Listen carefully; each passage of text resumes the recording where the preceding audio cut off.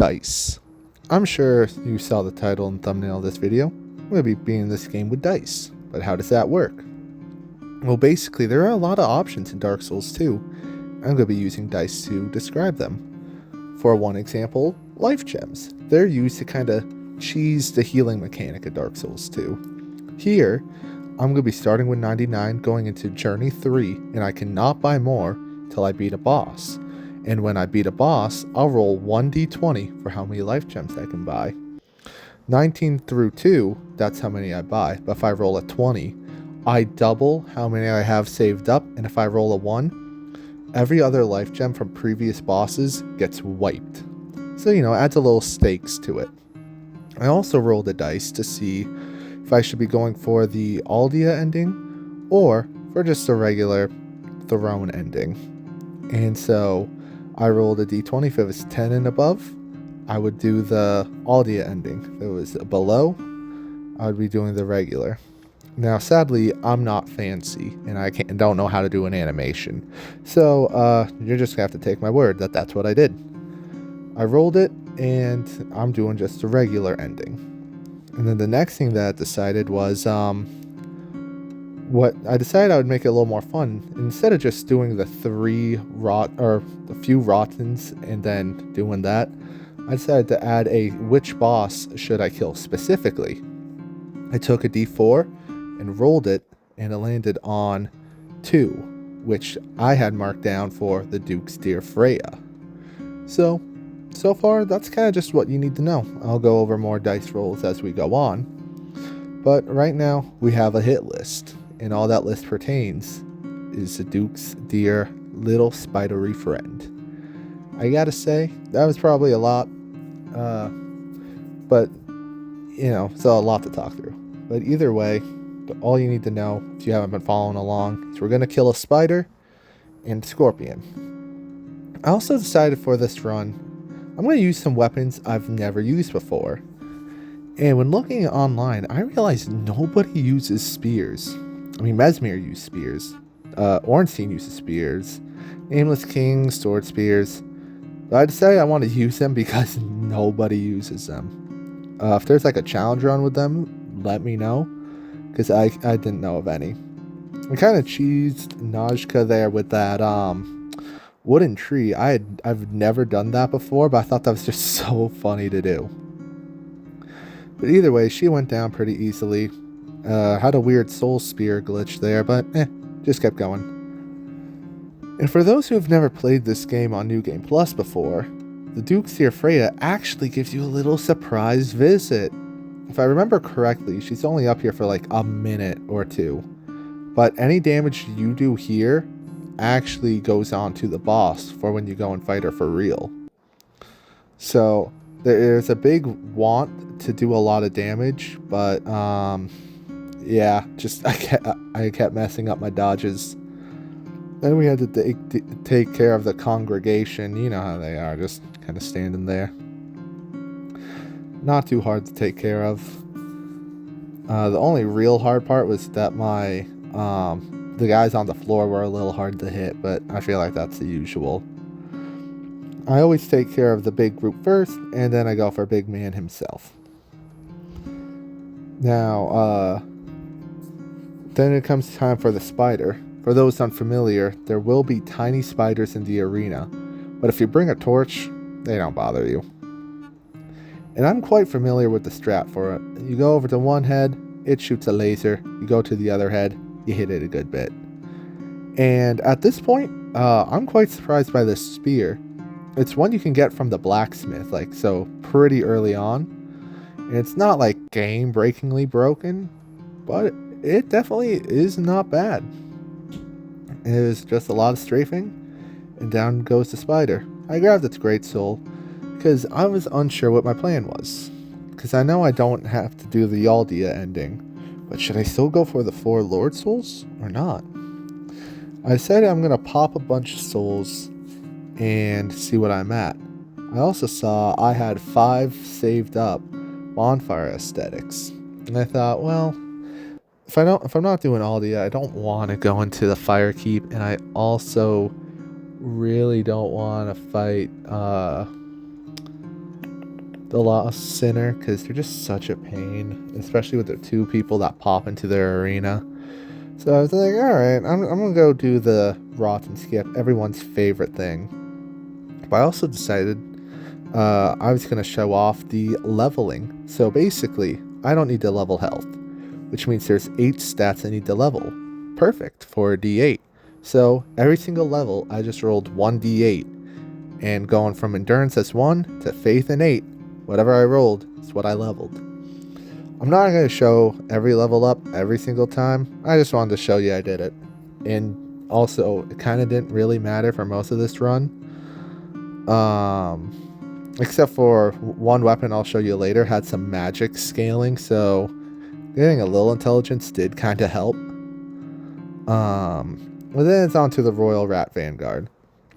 Now, I'm trying to do as many bosses as possible because, once again, for those unfamiliar with this game, there's a door that you either need 1,000,000 souls to enter, or you need to beat all 4 main lords. But every new game cycle, it goes from 1 million to 2 million, and for what I need to do, 3 million. So I knew the Duke's Dear Freya and all that gave me a good bit of souls, and I knew popping those souls would be pretty good. But the Rotten, I just didn't know if 5 would be enough. So I went in first with the spears. He's already on new game, I think like 8 when this started. So it wasn't a hard fight. I'm quite familiar. I've been this man with all different sorts of weapons. And, you know, that doesn't mean I'm perfect. That means I kind of knew what I was doing. And I even pulled out the broken sword. I don't know what possessed me to do it, but I was like, you know what? I want to switch up from the spears. So, for 2 different rounds, I beat the Rotten with a broken sword. I'll have a full fight with using that for the final one later. And I did not have enough souls. So the door was still closed. So, okay. New plan. I go, take care of that. Take care of the Dragon Rider so the lady will go and move so I can enter here. No Man's Wharf. That's not what this is. This is, we call it the forest because I can't think of what it's called. And it's going to be at this moment where I'm going to say, hey, if you're new to this channel, you should subscribe. I am just a small YouTube channel trying to, you know, have some fun, make some videos. And if you're entertained by it, or me, hey, I got other videos. I post shorts daily, videos. Well, right now I've got like 3, or this could be like 4 in like 3 days. But usually like every few weeks I post a full challenge run. And I'm always open to ideas. So, hey, if you got a fun challenge run idea you don't think you can do, but you want to see somebody do, tell me in the comments and I'll definitely try it. It's also at this moment that I'm going to point out the life gems and how many of those I've had saved up. I've counted rolls for each of the riders and, or sorry, not riders, every Rotten fight and attempt, because I thought it'd be kind of weird if I just did like 1 dice roll for that. But either way, having these saved up, I thought it was kind of a bit of a gamble, because I mean, I don't want to go back and buy some every single time. However, not having any could be very detrimental.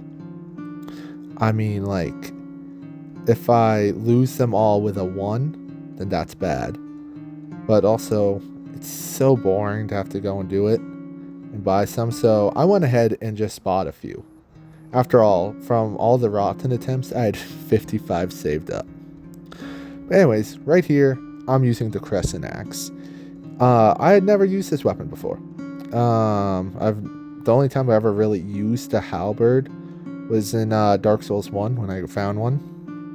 So, how this thing worked, because I mean, I don't know if this has the halberd moveset. It kind of looks like a halberd to me. Maybe it's just a long axe. I don't know.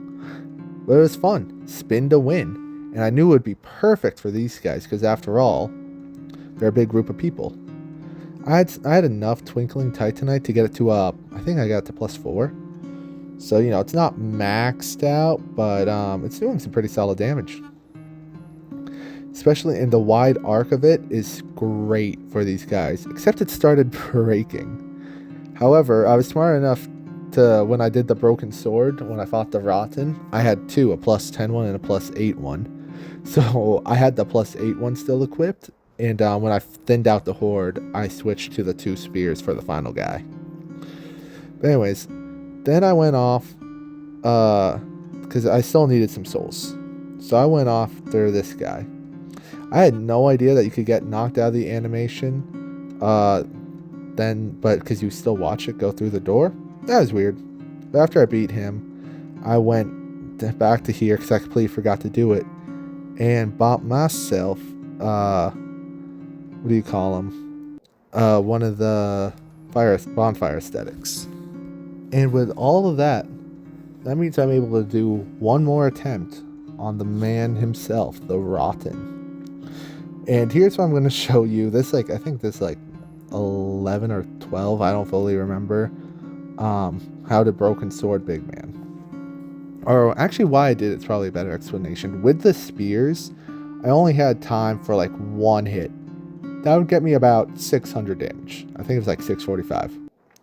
However, if I used the broken sword, I could easily get 3 to 4, which is about 240 a swing. Times that by 3, that's over 700, which is definitely more. And the stamina cost is great. Way better than the spears. Is it also because I just find it really funny to use a broken sword? Heck yeah, it's funny. And if you think you could beat the Rotten New Game Plus 11 with a broken sword, then let me know. I mean, hey, you should always give it a try. The Rotten's the easiest boss to learn it on, because his moveset is very predictable. It's just about he really only has 1 or 1 to 3 swing combo. There's not much to do. And yeah, that's not much more to it. When it gets to his second phase, typically he still really does the same other thing. That dark area of effect move, I just learned if you have enough stamina to roll back twice, that's enough distance to be safe. Sometimes you can be lucky, get a roll back in just a few steps and be perfect. But yeah, that's not much else to it. Just lock it in. Oh, and the other reason why I also didn't like doing the spears against the Rotten is because his arms would absorb the blow. If you're not familiar, you can actually break off the Rotten's arms, which is kind of funny.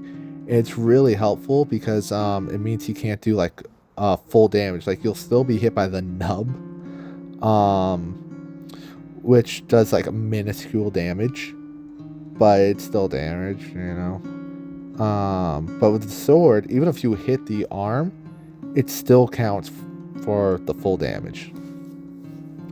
But either way, some dodges around, some good side steps. Not all of them were perfect, but good enough. We get going, and I was really nervous. If this was not enough souls, I was gonna have to go and find something else. This was almost my final gambit. And after forgetting how to absorb a soul, I absorbed the ones from all the bosses here. Checked it out. I thought it was 3 million. Thought it was enough. I ran up to the good old door down these good long stairs, and I could open it. Ignore that weird cut. I'm very bad at editing. Anyways, now it's time for the Dragon Riders. We gotta make a way through up here, and I gotta say, I really like that room with all the stone masks. I don't know why. I just think it looks super cool. And I know there's a bonfire around here, but, grabbing a bonfire means you plan on dying and needing to fight them again. I personally planned on first trying this. So let's see how first trying this went. To the Dragon Rider. Typically this is where I'm used to fighting him, not in his arena. So, this is always what I expect. The halberd I thought might be handy because its spin attack did about 600 damage, and you can get the spin attack from either a run attack or a charged heavy. And I thought, well, if they're going to be grouped together, being able to hit them both at once, if possible, would be good. And it worked.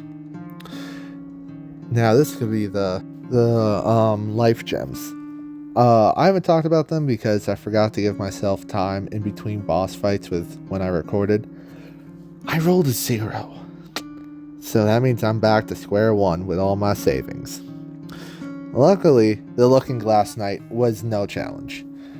People just say he's a dude in armor, but he's more than that. He has a whole life. He has a whole personality. And he also has 2 spears through his chest because he tried to challenge me. He lived on 1 HP, but it was whatever. Then it's time for the Demon of Song. In D&D, they have a Hydra that, to my understanding, sings a song and people in the area forget about things. I'm not really familiar with it, but it made me but I knew the basic idea, and I thought I'd connect it here. Now, over here, I tried using the spears again, but I started bouncing. Well, the spears did, they weren't working. I was unsure what it was until I realized the bottom, or my left spear, would almost always hit his, what I'm going to call under chin. And because that one bounced, that messed everything up. So I went to one-handed mode, charged in as best as I could charge in, while also absolutely getting bubbled on. But it worked. And it was at this point where I kind of thought, I don't know why I'm two-handing and dual-wielding. I almost never power stance weapons, so this probably ain't the time to do it. But I still kind of kept it because it's more fun that way. And now that I got more life gems I can actually use, I head on to Bellstat. This guy's awesome. I've been able to no-hit him, and that's even with weird weapons. Now I got some actual ways to fight him. This is going to be easy. I know I've never used spears before this run, but it's going to be so easy to, yeah. Okay. That was a warm-up run. That was warm-up. Big man is not going to be the death of me. So, we're going to just, one spirit, though. This is, like I said, around the time I got the realization that, the one-handed spear, or I guess two-handing the one spear, is a lot better than one-handing 2 spears. Yeah.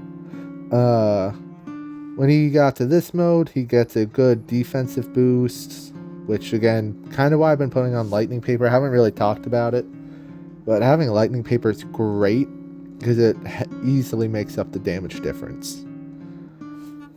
So he tried all he liked. He tried summoning shadow balls. He tried to ring his bell. None of that stopped me. I was not interested in whatever it was that he was doing.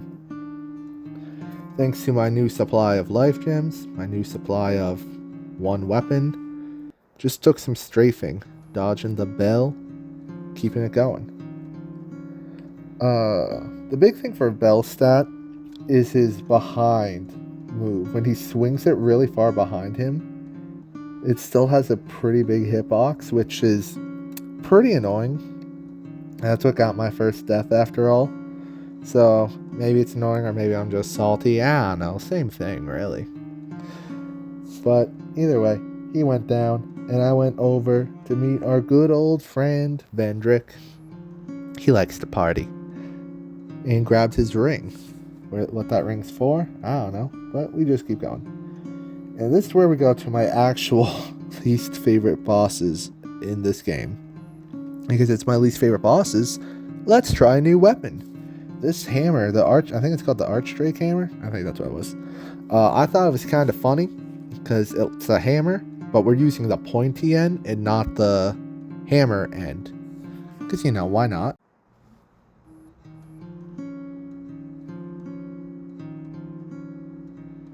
Alright, now we're on to the Throne Watchers and the Defenders. Actually getting into it, I just really hate this fight. I love this game, almost every single part of it. The 99% I love, but it's that 1%. People complain about the ice cats in the DLC having to go all the way out to fight the king's pets. I don't know. I've done it only once. But that one time I did it, it was like a first try. So I don't know. Didn't find them to be an issue. But these guys are the banes of every run. You know, in Dark Souls 3, it's Point of Sullivan that stops me. This game, it's them. Sadly, I didn't get my victory attempted. The footage got corrupted. But to make up for it, I got a lot of fails, which, you know, is a lot more entertaining for people to watch. Now, I also debated using one of their swords. I had a few saved up, petrified dragon bones, so I thought, ooh, maybe I could do that. I've done the Watcher's sword before. I did a challenge run of Dark Souls 2 using only left-handed weapons, and if you've never noticed, she's left-handed. I'm assuming it's a she, I think it is. And her special move, like if you do a strong attack, it actually buffs the weapon. It's kind of cool. Either way, I died, and a lot, quite often.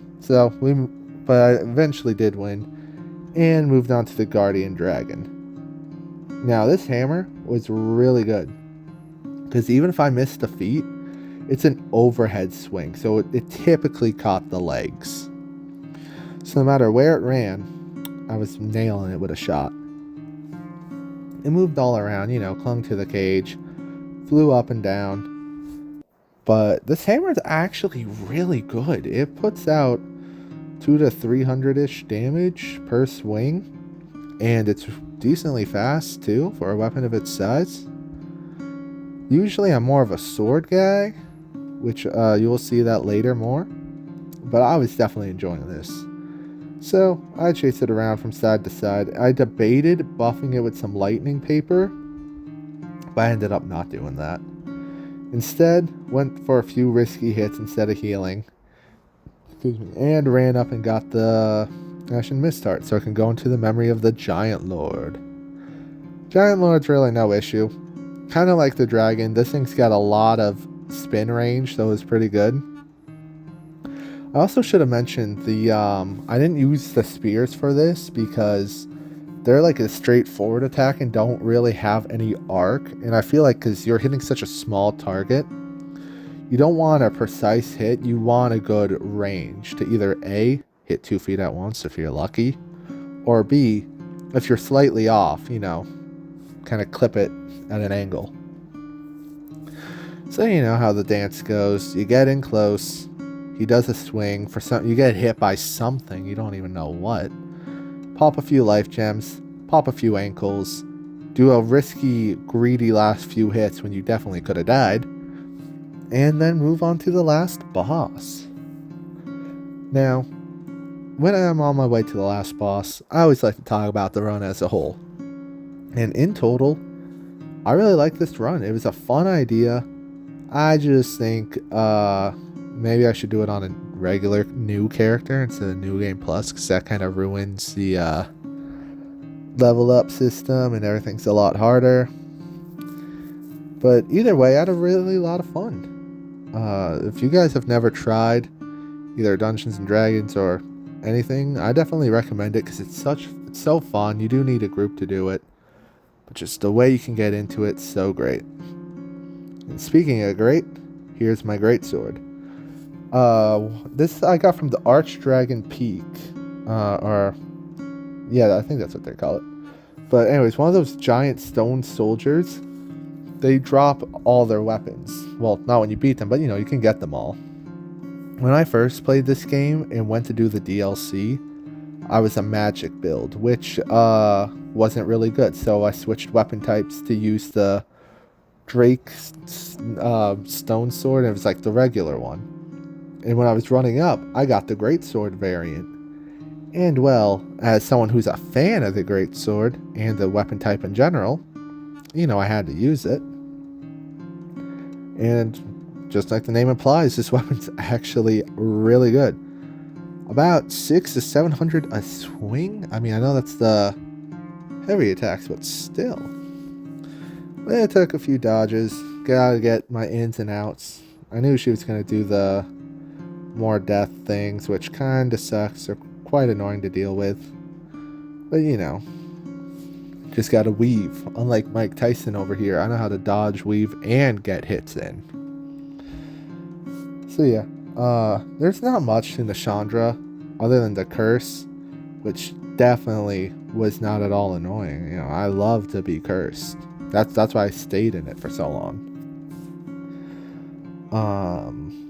There might be, now that I'm thinking on it, I thought it might be kind of fun to do a bow run. If you would like to see me do a bow run of any of the Dark Souls games, leave a comment, you know, if that's something you'll be interested in, and if so, which game I should do it in.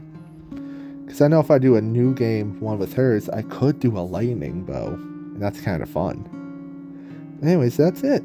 Thanks for watching this video. Wasn't a long one, tried to make it entertaining, and I hope you all enjoyed. And I'll see you in the next challenge run.